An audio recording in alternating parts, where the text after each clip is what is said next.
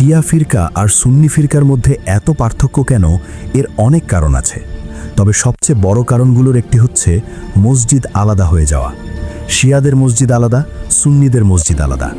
এই আলাদা হয়ে যাওয়ার কারণেই ফিরকাগুলো ধীরে ধীরে শক্ত ফিরকা হয়ে গেছে, গভীর ফিরকা হয়ে গেছে, পাকাপাকি দল হয়ে গেছে। এই জন্যই আমি মনে করি কখনোই মসজিদ আলাদা হতে দেওয়া যাবে না। আমাদের দেশে যেমন আহলে হাদিসরা সুন্নি মসজিদেই নামাজ পড়ে। হ্যাঁ, নামাজে একটু পার্থক্য আছে, হাত তোলে, আঙুল ওঠে, কিন্তু তাতে কি অসুবিধা কোথায়? আমিও কখনো হাত তুলি, কখনো তুলি না। আফ্রিকায় থাকার সময় দেখেছি মালেকি মাযহাবের লোকেরা অধিকাংশ সময় হাত বাঁধে না। সেখানে আমিও হাত বাঁধিনি। তাতে আমার ঈমান নষ্ট হয়ে যায়নি, নামাজও নষ্ট হয়নি। আমি শিয়াদের সাথেও 3 দিন একসাথে ছিলাম। একজন হুজুর ছিলেন, পীর সাহেব ছিলেন, সাথে 10-15 জন তরুণ। একই ঘরে থাকা, খাওয়া, নামাজ সব একসাথেই করেছি। একেবারে 3 দিনের চিল্লার মতো সময় কেটেছে। কোনো অসুবিধা হয়নি, কোনো বড় পার্থক্য চোখে পড়েনি। হুজুর নিয়মিত বক্তৃতা দিতেন, দিনের কথা বলতেন, খুব ভদ্র, ভালো মানুষ। তাই আমার কথা পরিষ্কার, মসজিদের গায়ে কখনো লিখবেন না আহলে সুন্না মসজিদ, আহলে হাদিস মসজিদ, সুন্নি মসজিদ এসব। কারণ আজ না হোক কাল মানুষ সংকোচ বোধ করবে। আহলে হাদিস হলে সুন্নি মসজিদে যেতে দ্বিধা করবে, সুন্নি হলে আহলে হাদিস মসজিদে যেতে দ্বিধা করবে। এইভাবেই ফিরকাবাজি পাকাপাকি হয়ে যাবে। অথচ আমাদের পরিচয় একটাই, আমরা মুসলমান। সব মুহাদ্দিস, সব ফকিহ, সব আলেমকে সম্মান করতে হবে।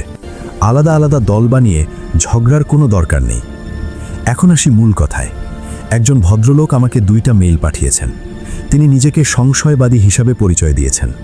তার মূল আপত্তি হল কোরআনে উল্কাকে শয়তান তাড়ানোর অস্ত্র বলা হয়েছে, যা নাকি বৈজ্ঞানিকভাবে ভিত্তিহীন। আমি আগেও বলেছি, আবারও বলছি, ঈমান যুক্তি দিয়ে আসে না, ঈমান আল্লাহর দান। যার ঈমান আছে তার জন্য বিজ্ঞান দরকার হয় না, আর যার ঈমান নেই তার জন্য 1000টা যুক্তি দিলেও লাভ নেই। তবুও তিনি যেহেতু বারবার অনুরোধ করেছেন, তাই আমি সূরা সাফফাত থেকে বিষয়টা ব্যাখ্যা করছি।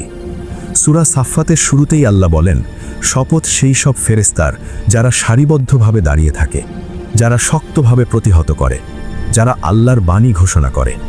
এখান থেকে বোঝা যায় ফেরেশতাদের মধ্যে শৃঙ্খলা আছে, র্যাঙ্ক আছে, ঠিক সেনাবাহিনীর মতো, লেফটেন্যান্ট, ক্যাপ্টেন, মেজর, জেনারেল। তারা দলবদ্ধভাবে কাজ করে। এরপর আল্লাহ বলেন, তিনি আকাশমণ্ডলী ও পৃথিবীর প্রভু এবং সূর্যোদয়ের সব স্থানের প্রভু।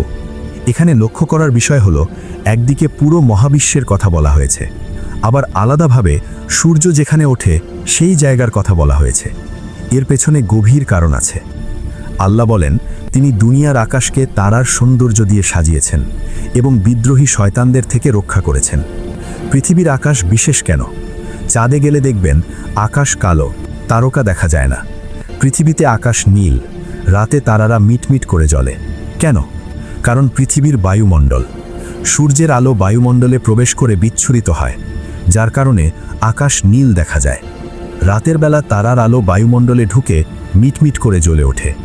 এইভাবেই আল্লাহ পৃথিবীর আকাশকে তারার বাতি দিয়ে সাজিয়েছেন। এই সৌন্দর্যের আড়ালেই আছে পাহারার ব্যবস্থা। কোরআনে বলা হয়েছে, শয়তানদের তাড়ানো হয় তীব্র উজ্জ্বল আগুন দিয়ে, যাকে বলা হয়েছে পিয়ার্সিং ব্রাইটনেস। এখানে সাধারণ উল্কার কথা বলা হয়নি, যেগুলো আমরা দেখি, বরং এমন শক্তির কথা বলা হয়েছে যা ভেদকারী আলো, এক্স-রে, গামা-রে টাইপ শক্তি। আমরা যে উল্কাগুলো দেখি সেগুলো দুর্ঘটনাবশত বায়ুমণ্ডলে ঢুকে পড়ে। কোরআনে যে আগুনের কথা বলা হয়েছে তা এমন শক্তি যা আমরা সাধারণ চোখে দেখি না। পৃথিবীর চারপাশে আল্লাহ এমন এক নিরাপত্তা ব্যবস্থা বানিয়েছেন, অ্যাস্টেরয়েড বেল্ট, কুইপার বেল্ট, চৌম্বক ক্ষেত্র, বায়ুমণ্ডল সব মিলিয়ে ডাবল প্রোটেকশন।